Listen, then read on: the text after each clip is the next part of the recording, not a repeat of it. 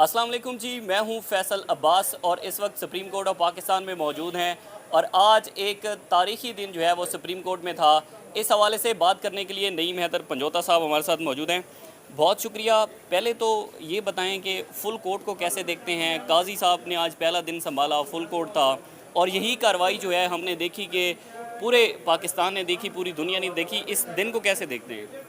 देखिए, मैं ये समझता हूँ कि इसके ऊपर मैं एक व्यू तो ये है कि जिस तरह से ओपनली ये सारा चलाया जा रहा है, एक खुशाइन बात है कि लोगों को पता चले कि क्या केसेस चल रहे हैं, उसके अंदर प्रोसीडिंग क्या है, उसके अंदर मामलात क्या चल रहे हैं, ताकि मज़ीद इंसाफ के सही तकाज़े पूरे किए जा सकें।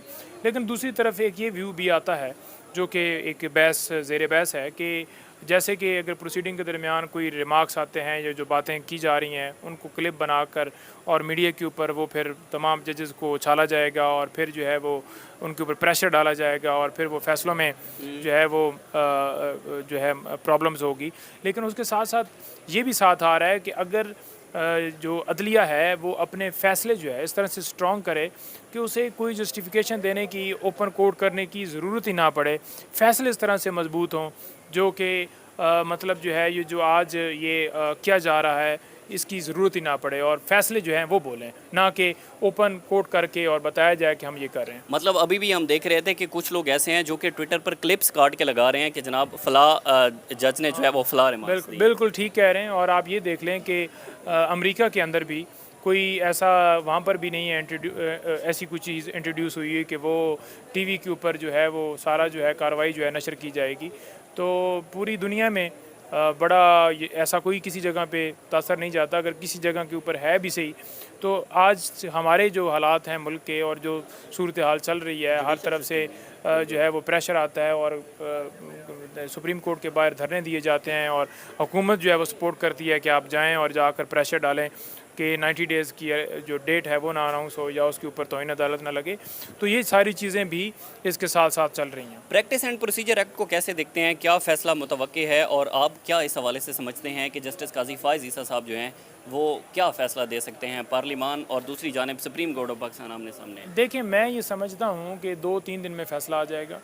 और प्रैक्टिस एंड प्रोसीजर बिल के हवाले से जो मेरी राय थी वो ये थी कि सुप्रीम कोर्ट को ने अपने रूल्स बनाए हुए हैं और सुप्रीम कोर्ट को ही चाहिए था रूल्स बनाए। ये एक मुदाखलत है जो अदलिया के अंदर की गई। सिर्फ़ और सिर्फ ये है कि वो अपनी हद तक जो है वो नो डाउट वो मामला जो कि पब्लिक इंटरेस्ट का हो वो होना चाहिए। लेकिन इसके अंदर ये राय ज़रूर है कि जो जिसकी जुरिस्डिक्शन है उसे उस जुरिस्डिक्शन में रहना चाहिए और कोई भी तरमीम जो है वो अगर करनी है आइन में तो उसके लिए 2/3 मेजॉरिटी चाहिए होती है और 2/3 मेजॉरिटी हो तब तरमीम की जा सकती हैं। अदरवाइज़ ये नहीं है कि कोई उठेगा और कोई एक्ट बना देगा जो आइन से मुतसादिम हो। सारी चीज़ें आपने देखनी है ओवरऑल जी। ठीक है, मुझे ये बताएं कि जैसे कि हमने देखा कि सदर आरिफ अलवी ने जस्टिस काजी फ़ाइज़ ईसा के ख़िलाफ़ एक रेफरेंस भेजा, रेफरेंस दायर हुआ। उनकी जो बेगम है सरीना ईसा, वो भी उसमें उनका ट्रायल होता रहा। एज़ अ पीटीआई लॉयर आप इसको कैसे देखते हैं कि क्या पीटीआई के हक़ में कोई फ़ैसले आ सकते हैं या वो मैं एक ये समझता हूँ बात ये नहीं है कि पीटीआई के ख़िलाफ़ चीफ साहब को करेंगे, आइन और कानून के मुताबिक करेंगे। और इस वक्त जो है 90% अवाम जो है वो पीटीआई के साथ है। तो फिर ये तो नहीं है कि चीफ साहब 90% अवाम के मुखालफ फ़ैसला करेंगे, बल्कि वो फ़ैसले करेंगे जो आइन के मुताबिक हों, जो कानून के। अगर गैर कानूनी गिरफ्तारियाँ हैं तो फ़ौरन रिलीज़ करना चाहिए। और आपको पता है कि ये पोलिटिकली सारे केसेस बनाए गए हैं। हर रोज़ एक बंदे की बेल होती है, दूसरे में उठा ली जाता है। आज परवेज़ इलाही को आपके सामने पता है कि वो चीफ़ सेक्रेटरी जो है अगर उन्होंने अपॉइंट किए अपने, तो वो चीफ़ सेक्रेटरी क्या हाई कोर्ट के जस्टिस साहब करेंगे? कौन करेगा? उसने ही करना है जो चीफ मिनिस्टर होता है। तो ऐसे केसेस बनाए गए हैं, 109 करोड़ डाला गया है वर्कर्स को, बाद में तरमीम कभी वकील को गिरफ्तार कर लिया जाता है एयरपोर्ट से। तो ये इस टाइप की कार्रवाइयाँ चल रही हैं। तमाम के ऊपर फंडामेंटल राइट्स की जो वायलेशन हो रही है, फ़ैसले देने चाहिए। और सिविलियन का मिलिट्री जो ट्रायल, मतलब पहले हमने, हाँ बिल्कुल आप ठीक कह रहे हैं, मतलब पहले हमने देखा कि जो सेशन कोर्ट के फैसले थे, हत्ता कि इस्लामाबाद हाई कोर्ट का जो फैसला था उसको भी नहीं माना गया था। मतलब उसमें भी सुप्रीम कोर्ट अपना कोई रोल अदा। बिल्कुल। और देखें, बात यह है कि सिविलियन का मिलिट्री ट्रायल जो है वो चलाए जाने के हवाले से उसको उसकी मुखालफत करते हुए हमने दरख्वास्त दी है, तो उसके ऊपर फ़ैसला आना चाहिए। इसी तरह 90 डेज़, अच्छा फ़ैसले तो ज़रूरी हैं लेकिन उसके ऊपर इम्प्लीमेंट वाला ये अभी बना पड़ा है जो डाउट होता है इम्प्लीमेंट का कि नवे रोज के इलेक्शन का भी है, मिलिट्री ट्रायल का जुडिशरी भी को है। जिसने डाउन किया है, क्योंकि इम्प्लीमेंट तब जब होगा तब जो है वो मामलात आगे बढ़ सकेंगे। इम्प्लीमेंटेशन के लिए तौहीन अदालत की कार्रवाई आपके पास इख्तियार है, और जो आइन को तोड़ता है आर्टिकल 6 लगता है। तो ये चीज़ें सारी पावर भी हैं, और उस पावर को इस्तेमाल किया जाए और मेक श्योर किया जाए, और बेशक कोई भी हो, चाहे PTI से हो, जो भी खिलाफ वर्जी करे कानून की, उसके खिलाफ कार्रवाई हो।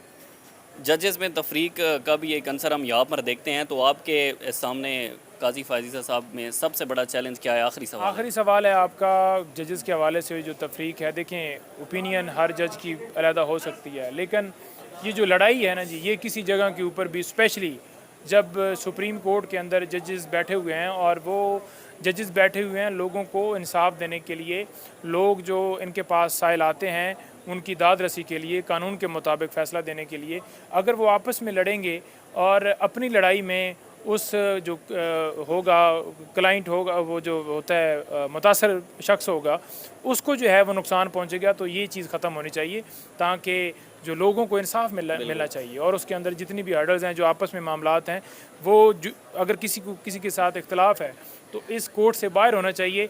यहाँ पर कानून के मुताबिक सारे एक पेज पे होने चाहिए। बहुत शुक्रिया नईम हैदर पंजोता साहब हमारे साथ मौजूद थे, और आज इस हवाले से प्रैक्टिस एंड प्रोसीजर एक्ट की समाअत अभी भी जारी है। तकरीबन 3 घंटे की ये समाअत हो चुकी है, और उसके बाद अब समाअत में थोड़ा सा वक्फा किया गया था, लेकिन दोबारा अब ये समाअत हो रही है। लेकिन देखना ये होगा कि जस्टिस काजी फायज़ ईसा, जिन्होंने आज जो है वो मनसब संभाला है, और इस हवाले से आज पहले केस की समाअत कर रहे हैं। फुल कोर्ट इसमें समाअत कर रहा है, 15 जजेस इसमें शामिल हैं, और दूसरी जानिब यही समाअत पूरा पाकिस्तान और पूरी दुनिया जो है वो PTV के थ्रू भी देख रही है। हमें दीजिए इजाज़त, अल्लाह हाफ़िज़। और अपनी लड़ाई में उस जो होगा क्लाइंट होगा, वो जो होता है मुतासर शख्स होगा, उसको जो है वो नुकसान पहुंचेगा। तो ये चीज़ ख़त्म होनी चाहिए, ताकि जो लोगों को इंसाफ मिलना चाहिए, और उसके अंदर जितनी भी हर्डल्स हैं, जो आपस में मामलात हैं, वो अगर किसी के साथ इख्तलाफ है तो इस कोर्ट से बाहर होना चाहिए। यहाँ पर कानून के मुताबिक सारे एक पेज पे होने चाहिए। बहुत शुक्रिया नईम हैदर पंजोता साहब हमारे साथ मौजूद थे, और आज इस हवाले से प्रैक्टिस एंड प्रोसीजर एक्ट की समाअत अभी भी जारी है। तकरीबन 3 घंटे की ये समाअत हो चुकी है, और उसके बाद अब समाअत में थोड़ा सा वक्फा किया गया था, लेकिन दोबारा अब ये समाअत हो रही है। लेकिन देखना ये होगा कि जस्टिस काजी फायज़ ईसा, जिन्होंने आज जो है वो मनसब संभाला है, और इस हवाले से आज पहले केस की समाअत कर रहे हैं। फुल कोर्ट इसमें समाअत कर रहा है, 15 जजेस इसमें शामिल हैं, और दूसरी जानिब यही समाअत पूरा पाकिस्तान और पूरी दुनिया जो है वो PTV के थ्रू भी देख रही है। हमें दीजिए इजाज़त, अल्लाह हाफ़िज़। कोर्ट से बाहर होना चाहिए।